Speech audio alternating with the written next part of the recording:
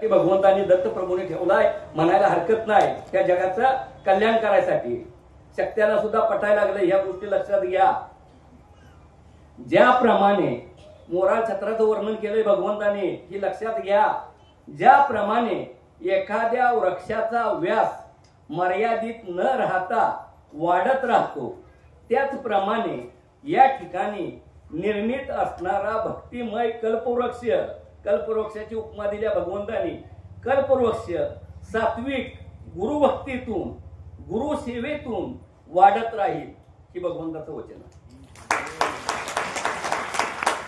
चारी दिशेस हा प्रसारित होईल. आज तुम्ही आलाय, अजून काही दिवसानंतर बघा इथं काय स्थिती होणार आहे. चारी दिशेस हा प्रसारित होईल.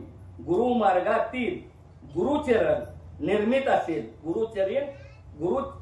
गुरुचरण निर्मित असेल.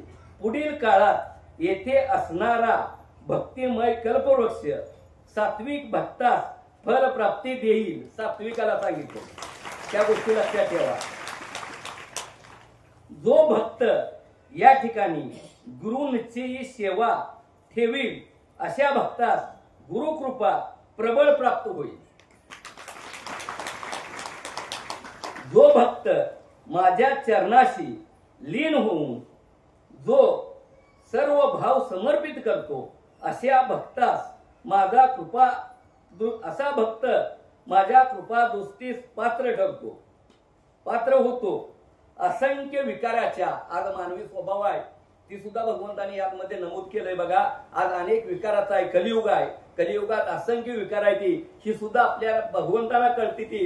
त्यासाठी आज्ञा आल्या. आपण काय साधू संत म्हणून जन्माला येत नसतो, तर भगवंताने आज्ञा दिल्या. बघा, असंख्य विकाराचा त्याग करून, हाच झाली ती विकार, पण त्यात काय सांगितलंय, असंख्य विकाराचा त्याग करून जो भक्त माझ्या भक्तीत लीन असतो, अशा भक्तामध्ये माझी कृपाशीर्वाद व कृपा दृष्टी सदैव असते. विकार जर सोडून पुन्हा जर तो भक्तीत आला, तर त्याला सुद्धा भगवंताने हाताला धरायचं ठरवलंय. पण सात्विकतेनं आपण राहिलं पाहिजे. अनेकदा आज्ञा ऐका, विकार म्हणजे तुम्ही विकाराच्या नादाला लागू नका.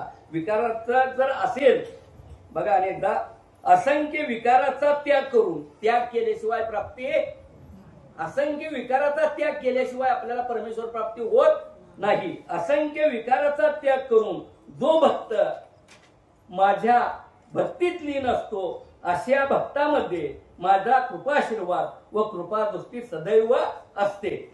अवधूत चिंतन श्री गुरुदेव दत्त. विकार त्यागून भगवंताच्या भक्तीत या.